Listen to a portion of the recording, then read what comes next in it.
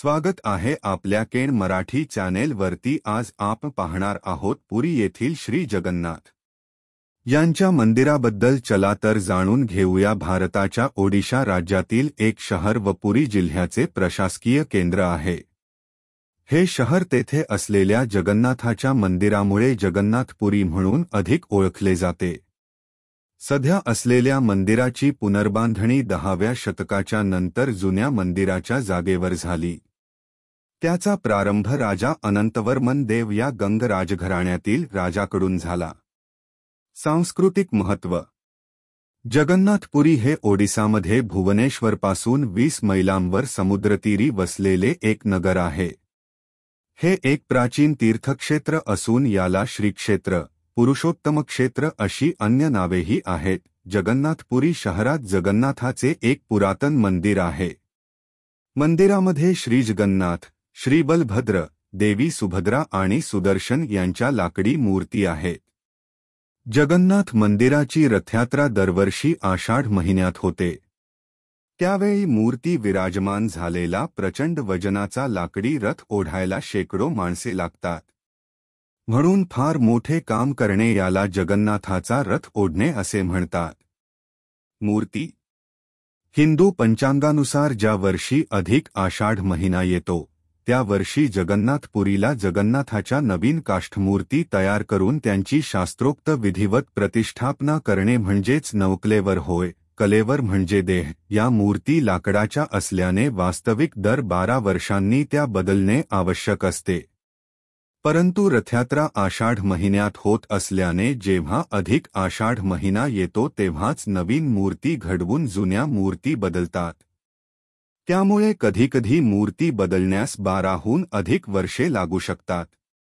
त्याशिवाय इंद्र नीलमणी पुराणानुसार श्रीकृष्णाच्या पायाला अधिक आषाढ अमावास्येलाच बाण लागून ते वैकुंठाला गेले होते। म्हणून तो दिवस जगन्नाथपुरीला वैकुंठगमन उत्सव, नवकलेवर उत्सवाच्या रूपात साजरा केला जातो। नवकलेवर उत्सव। इतिहास। काही जाणकारांच्या मते ओरिसामधील हिंदू राजांच्या पतनानंतर व काही विशिष्ट कारणवश मूर्ती बदलण्याची आवश्यकता भासली। मुसलमानी राजवटीत बंगालचा नवाब करानीचा सेनापती काळा पहाडने ओरिसावर स्वारी केली। भुवनेश्वरची अनेक मंदिरे पाडून तो जगन्नाथपुरीकडे वळला। तेव्हा श्रीजगन्नाथाच्या भक्तांनी सगळ्या मूर्तींना देवळातून हलवले। पण त्याआधी भक्तांनी त्यामधील ब्रह्म काढून ते मृदुंगात लपवून कुजंगगडावर लपवून ठेवले होते। काळा पहाडने मूर्ती हाताला लागल्यावर त्या जाळून टाकल्या। त्या घटनेनंतर 20 वर्षांनी कुजंगगडाच्या राजांनी नव्या मूर्ती घडवून त्यात ब्रह्मची स्थापना करून त्यांची पुरीच्या मंदिरात स्थापना केली। त्यानंतरच्या मुसलमानी राजवटीत अनेकदा जगन्नाथ मंदिराबाहेर गेले आणि नवकलेवर होऊन परत आले। औरंगजेबाच्या काळात तर मंदिर आणि जगन्नाथ दोघांचेही खूप हाल झाले। त्यानंतर 1733 साली जगन्नाथ नवकलेवर होऊन देवळात परत आले। त्यानंतर ओरिसावर मराठ्यांचे राज्य होते। त्यांच्या कारकिर्दीत जगन्नाथपुरी आणि मंदिरातही शांती प्रस्थापित झाली। पुरीच्या देवळासमोरील अरुण स्तंभाची स्थापना मराठ्यांच्या राजवटीत झाली। कोणार्कच्या सूर्यमंदिरातील भग्न अवशेष जगन्नाथपुरीला आणून त्यांनी जगन्नाथाच्या देवळातील भोग मंडपाचे आवर, स्नान मंडप, मंदिराभोवतालची भिंत तसेच अनेक देवळे बांधली। सोन्याची लक्ष्मी घडवून या देवळात तिची स्थापना केली। त्यानंतर ईस्ट इंडिया कंपनी येण्याअगोदर व या कंपनीच्या काळातही नवकलेवर झाल्याच्या नोंदी आहेत। गेल्या 100 वर्षात 1931, 1950, 1969, 1977 आणि 1996 साली नवकलेवर झाले। 18 जुलै 2015 रोजी 21व्या शतकातले पहिले नवकलेवर झाले। मूर्तीसाठी लाकडाचा शोध। नवकलेवराची तयारी चैत्र महिन्यापासून सुरू होते। चैत्र शुद्ध दशमी ते पौर्णिमेपर्यंत कोणत्याही एका चांगल्या दिवशी शुभ मुहूर्त बघतात। त्या मुहूर्तावर धर्मशास्त्रानुसार सर्व विधी करून श्रीजगन्नाथाची आज्ञा घेऊन दैताप्ती छत्रचामरे घेऊन बडदांड ज्या रस्त्यावरून जगन्नाथाचा रथ ओढला जातो तो रस्ता, वरून दारुयात्रेला, तिन्ही देव व सुदर्शनासाठी लागणाऱ्या झाडाच्या ओंडक्याच्या शोधासाठी केलेले प्रस्थान निघतात. यालाच वनजाग विधी असेही म्हणतात. तेथून ते पुरी राजाच्या राजवाड्यावर जातात. राजा तिथे भिल्लांचा नायक विश्वावसूवर कामाची सर्व जबाबदारी सोपवतो. मग त्याच्या देखरेखीखाली काकटपूर मंगळादेवीच्या दर्शनासाठी दैताप्ती निघतात. तिथे ते प्राची नदीच्या किनारी सिद्धमठात राहतात. देवीची पूजार्चा करून तिचा कौल मिळायची वाट बघतात. मुख्य दैताप्तीला स्वप्नादेश मिळतो. ओंडके, दारू कुठे कुठे मिळतील हे मुख्य दैताप्तीला स्वप्नात येते. त्यानुसार 4 गटांत विभागणी होऊन दैताप्तींचे 4 गट 4 ओंडक्यांसाठी त्या ठिकाणी रवाना होतात.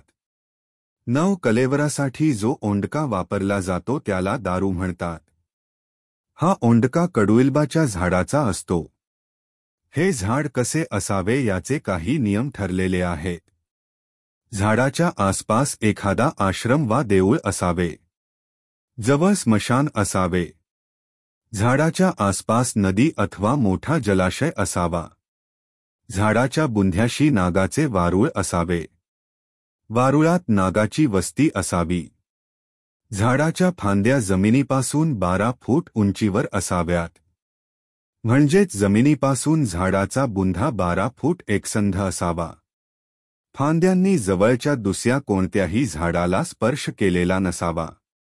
झाडावर पक्ष्यांचे एकही घरटे नसावे. दुसऱ्या कोणत्याही वेली झाडावर वाढत नसाव्यात. आणि नवल करण्यासारखी अट म्हणजे झाडावर शंख, चक्र, गदा, पद्म यापैकी एखादे चिन्ह असणे आवश्यक आहे. अशा लक्षणांनी युक्त असे झाड सापडले की झाड उतरवण्या अगोदर त्याच्या आसपासची जागा स्वच्छ करून तिथे होम करण्यासाठी जागा निवडतात. छोट्या छोट्या राहुट्या उभारून त्यात दैताप्ती राहतात. प्रथम 5 प्रकारची धाने पेरतात.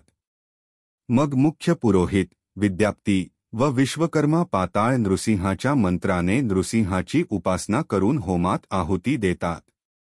झाडावर असणाऱ्या देवतांना झाड सोडून जाण्याची विनंती करतात. जगन्नाथाची आज्ञामाळ घेऊन दैताप्ती व ब्राह्मण वाद्यांच्या गजरात झाडाभोवती 7 प्रदक्षिणा घालून ती माळ झाडाला बांधतात. एकदा झाडाला माळ बांधली की झाड उतरवेपर्यंत सगळे उपवास करतात. सोन्याची व चांदीची अशा 2 छोट्या कुहाडी तयार करतात. त्या 2 व लोखंडाची 1 अशा 3 कुहाडींची पूजा होते. होम झाला की विधिवत प्रथम विद्याप्ती सोन्याची, विश्वावसू चांदीची व विश्वकर्मा लोखंडाची कुहाड झाडाला लावतात. त्यानंतर झाड पाडणारे कामाला लागतात. मापाप्रमाणे बुंधा घेऊन झाडाचा उरलेला भाग तिथेच खड्डा खणून पुरून टाकतात.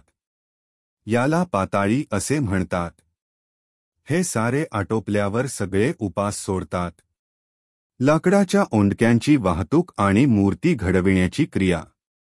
झाडापासून मिळालेले ओंडके जगन्नाथपुरीच्या देवळात नेतात.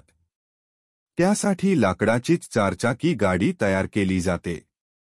चाकांसाठी वडाचे लाकूड वापरतात. मुख्य दांडा चिंचेच्या झाडाचा असतो. ओंडका लाल कापडात गुंडाळून गाडीवर ठेवतात व ही गाडी वेताच्या अथवा काथ्याच्या दोराने माणसे ओढत नेतात. 4ही ओंडके जगन्नाथपुरीला उत्तरेच्या दारातून, याला वैकुंठवार म्हणतात, कोयली वैकुंठमध्ये आणून ठेवतात. तिथे 4 खोल्यांमध्ये हे 4 ओंडके ठेवून त्यांची पूजा होते. मूर्ती घडविणे. ज्येष्ठ पौर्णिमेला देवांना स्नान घालून त्यांची पूजा, नैवेद्य वगैरे झाल्यावर आधीचे देव कोणासही दर्शन देत नाहीत. यालाच अणसर असे म्हणतात. देव अणसरात गेले की नवीन दारूंना स्नान घालून दारुशाळेत आणतात. इथेच विश्वकर्मा त्यापासून 4 नव्या मूर्ती बंद दाराच्या आत घडवतात. त्या घडवताना होणारे आवाज कोणाच्याही कानावर पडू नयेत म्हणून बाहेर अखंड वाद्यांचा गजर चालू असतो. ज्येष्ठ महिन्याच्या अमावास्येच्या रात्री नवीन मूर्तींना रथात बसवून जगन्नाथाच्या देवळाला प्रदक्षिणा घालतात. दैताप्तींखेरीज ही रथयात्रा इतर कोणीही बघत नाही.